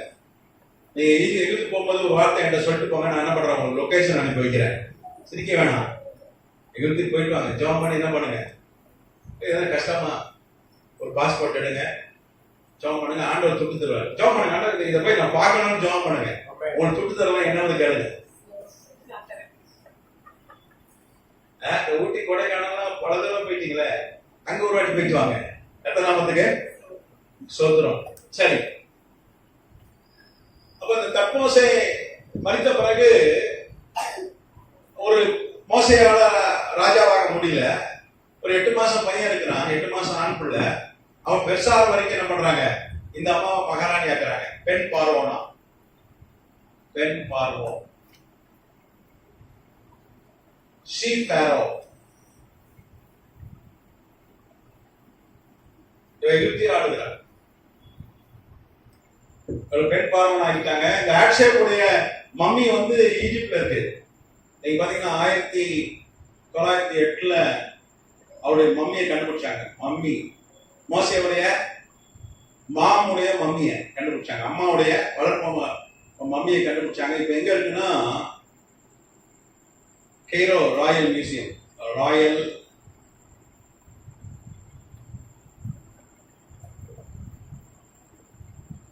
கெய்ரோ எகிப்து.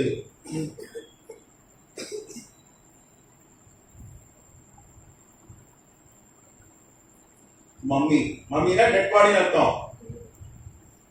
எங்க இருக்கு? Royal museum.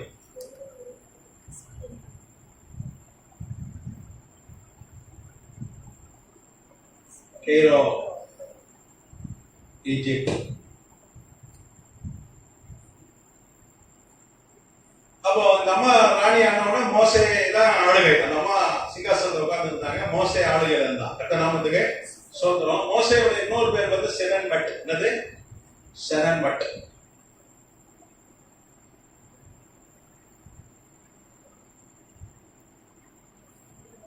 ஃபுல் நேம் வந்து மோசே செனன்மட். அவர் மோசே ஒரு 20 வருஷம் ஆட்சி செய்தான். வரலாற்று ஆசிரியர் என்ன சொல்றாங்க? 27 வயசுல தான் என்ன பண்ணான்? அவன் பெரிய ஒரு 10 லட்சம் எண்ணிக்கை கொண்ட ஒரு படை நடத்திட்டு போய் ஆப்பிரிக்காவே ஜெயிச்சான். அங்க பாத்தீங்கன்னா கிக்கியானஸ் ஒரு ராஜா இருந்தான் ஆப்பிரிக்கால. ஆப்பிரிக்கா முழுசு ஆண்டவன் கிக்கியானஸ். மோசேக்கு 27 வயசு. அப்போ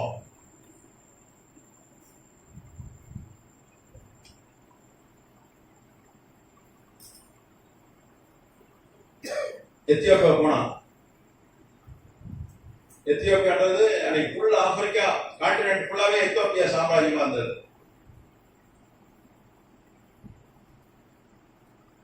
அங்க கிக்கியானஸ்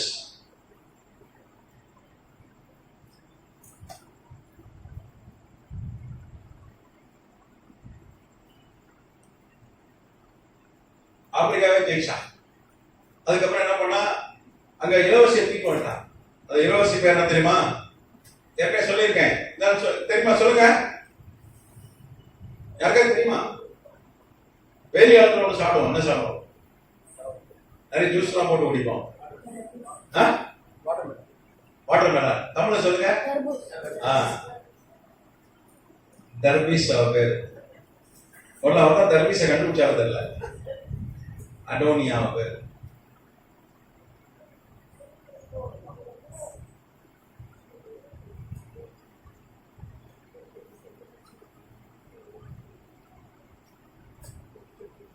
அவன் 13 வருஷம் வாழ்ந்தான் மோசே கூட. எத்தனை வருஷம் வாழ்ந்தா? 13 ஆண்டுகள். 13 ஆண்டு வாழ்ந்தான். அவன் 40 வயசுல பிரிஞ்சிட்டான். போயிட்டான். குழந்தை இல்லை. அப்புறம் தான் மீதியான அரேபியா வந்து இந்த மணி எட்டாசோர மாமியார் வீடு அந்த அரேபிய பெண்ணை மீதியான பெண்ணை கல்யாணம் பண்ணான். மாமனாருடைய கொஞ்சோண்டு ஆட மேய்ச்சான். காரணம் அவனுடைய சொந்த தம்பி அவனுக்கு விரோதமா வந்துட்டான். அவனை கொலை செய்ய என்ன பண்ணிட்டாங்க? வகை தேடினாங்க. பைபிள் இருக்குல்ல, மோசைக்கு விரோதமா சொந்த தம்பியை எழுதிட்டான். தக்மோசே 3. அவன் பேர் என்னது?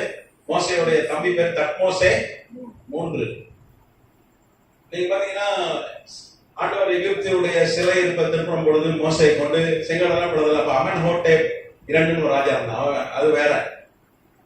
இது தக்மோசே 3 அவனுடைய தம்பி. அவனா கொலை செய்யறதுக்கு மோசையை ட்ரை பண்ணதுனால மோசை எங்க போயிட்டான்?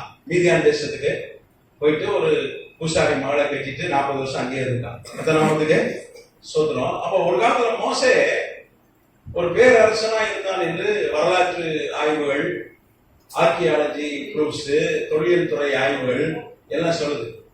எல்லாமே ஆத்தன்டிகேட்டட், யுனெஸ்கோவால் அங்கீகரிக்கப்பட்ட எல்லா தகவல்களும் அதான் சொல்லுது.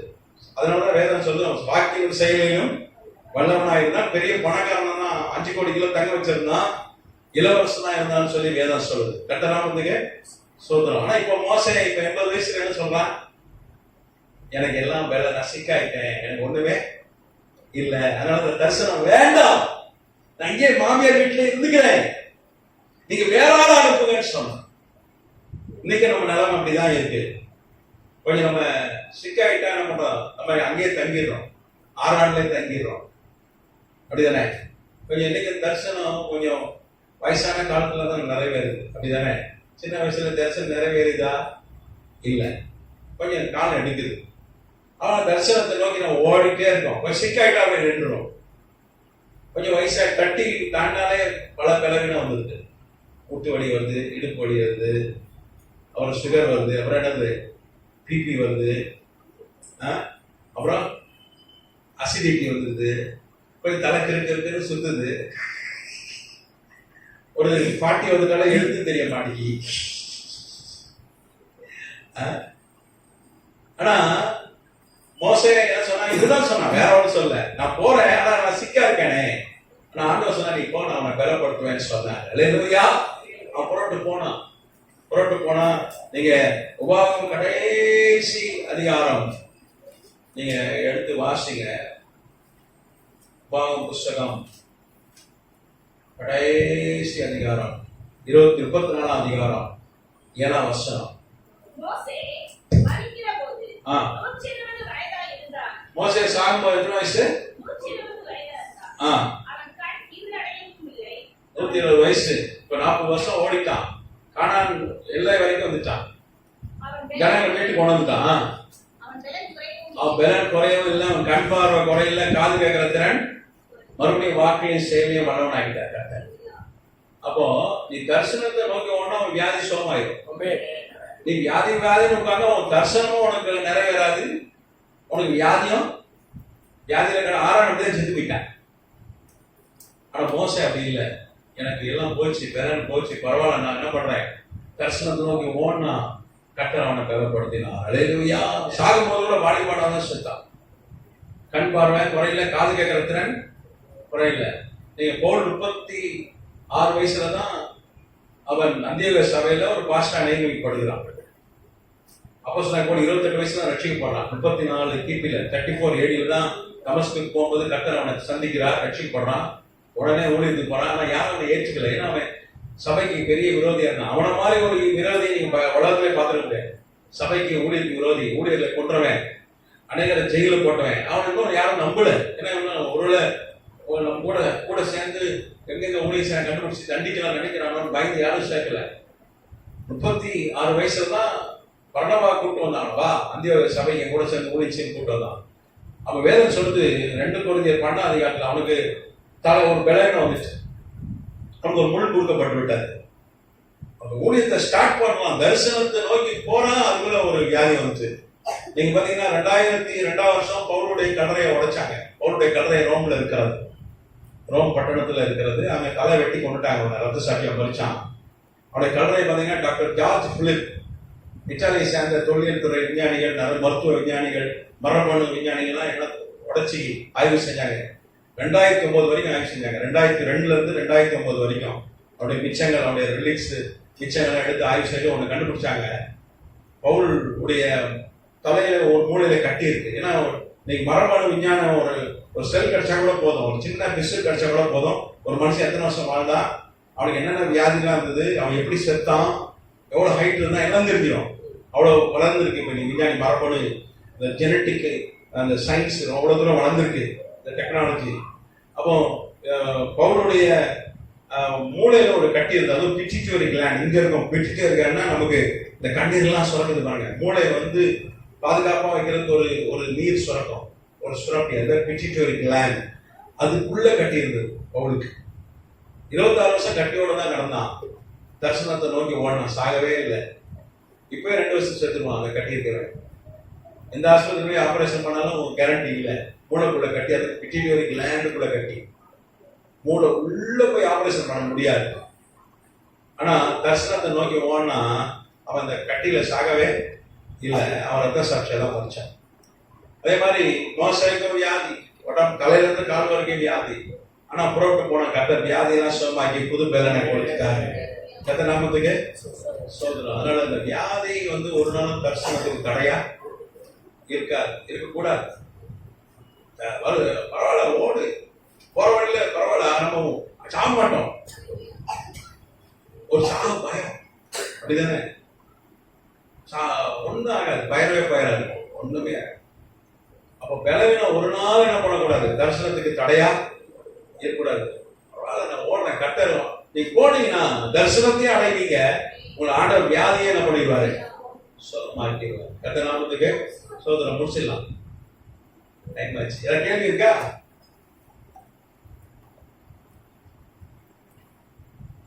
சரி, ஏதாவது பிரயோஜனமா இருந்ததா?